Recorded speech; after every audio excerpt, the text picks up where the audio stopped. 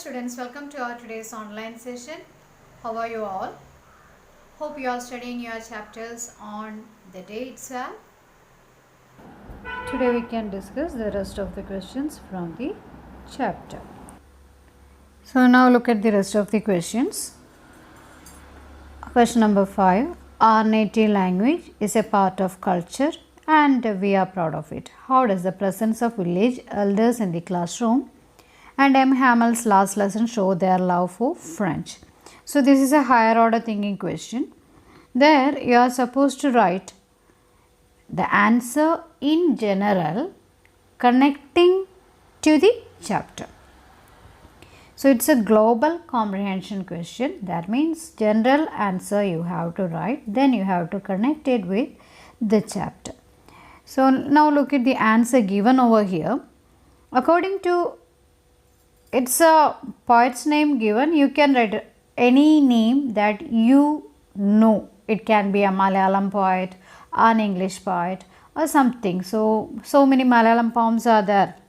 So you can connect it there when you are talking generally. Here it's this is an example. You can write your own answer.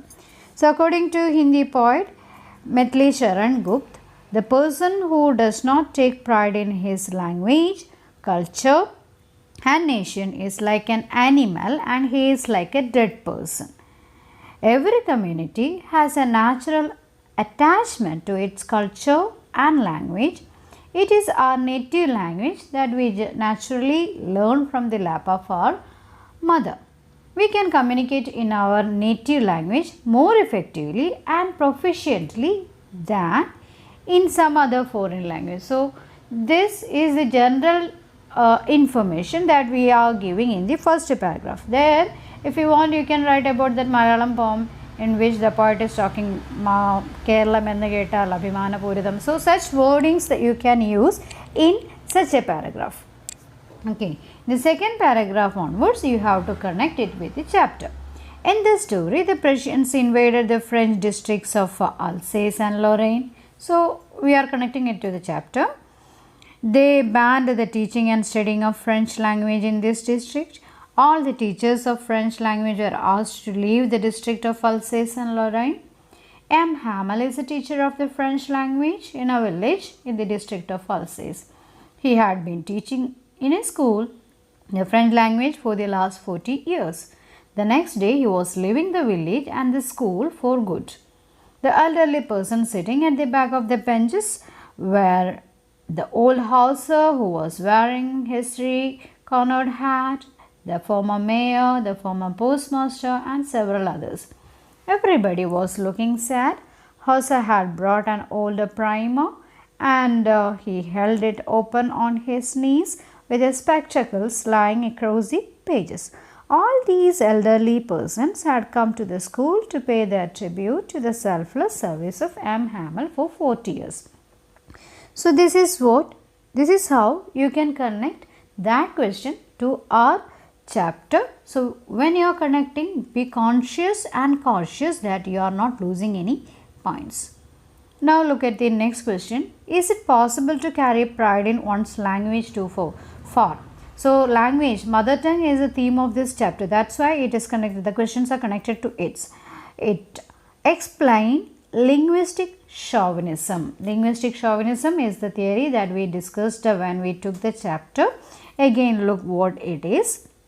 Linguistic chauvinism is a feeling of strong dislike or hatred that seduces person to believe that his language is better than others in every term. So first you are defining what is linguistic chauvinism. What is linguistic chauvinism? It's a feeling of strong dislike or hatred that seduces people to believe that his language is better than others in every term. So someone believing that his language is better than others in every term. So that feeling of strong dislike or hatred towards other language is called linguistic chauvinism. This wrong belief leads a person, a race and even a country to dislike the language of others. Powerful nations want to impose their languages onto the weaker nations. As language is the sole preserver of history, culture and arts of any nation or society. Therefore, attack comes first on language. To defend their act of linguistic aggression, powerful ones air the theory of linguistic unity, but the hidden sinister motive is not to bring unity and winning over others as friends. So, chauvinism, it is a negative word. So, you have to express what it means and what is the hidden agenda between this linguistic chauvinism, even if people wanted to show the what other side, positive side. They just want to display their superiority complex and their disintegration and friction among different communities.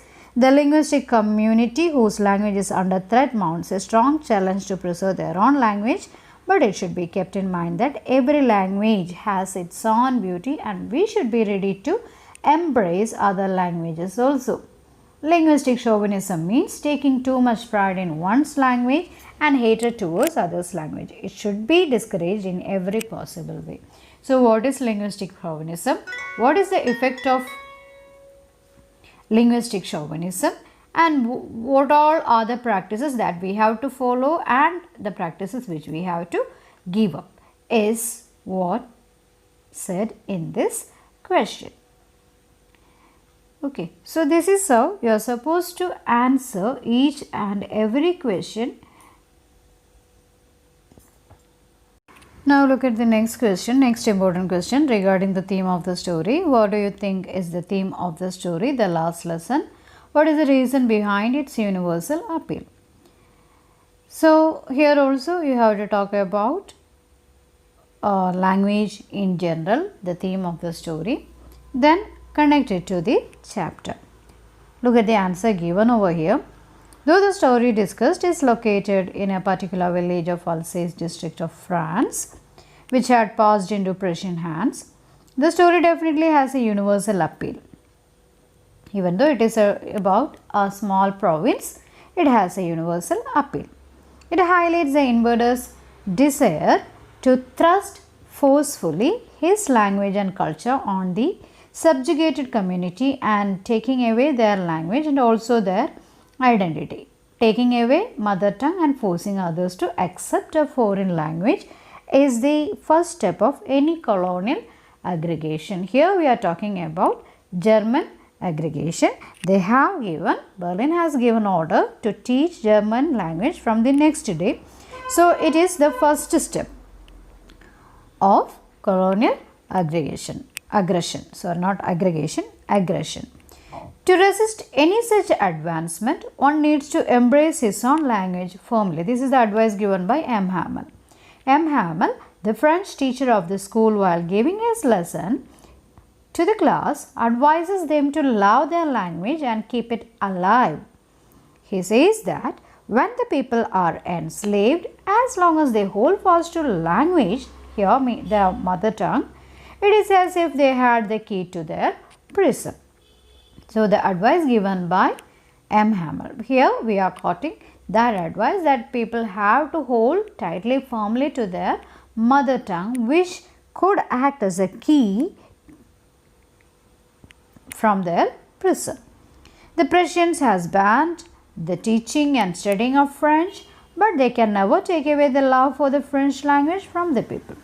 In this way, the French people can retain their identity even before such constant pressure from new rulers. The theme definitely does not remain confined to the classroom of a school in Alsace district.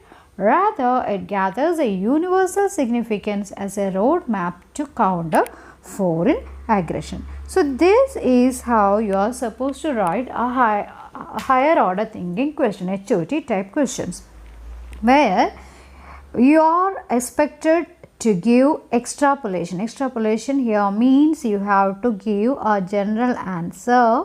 You have to take it in a universal, just like we discussed now. You have to discuss the universal significance of that particular question, then connect it to your chapter.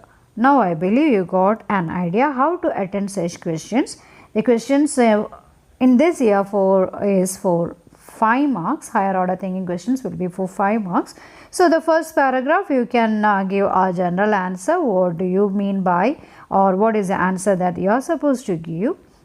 Then connect it to your chapter, whichever chapter it is. So now read the text and the notes of the whole chapter once again and be ready to answer any type of question asked from this chapter.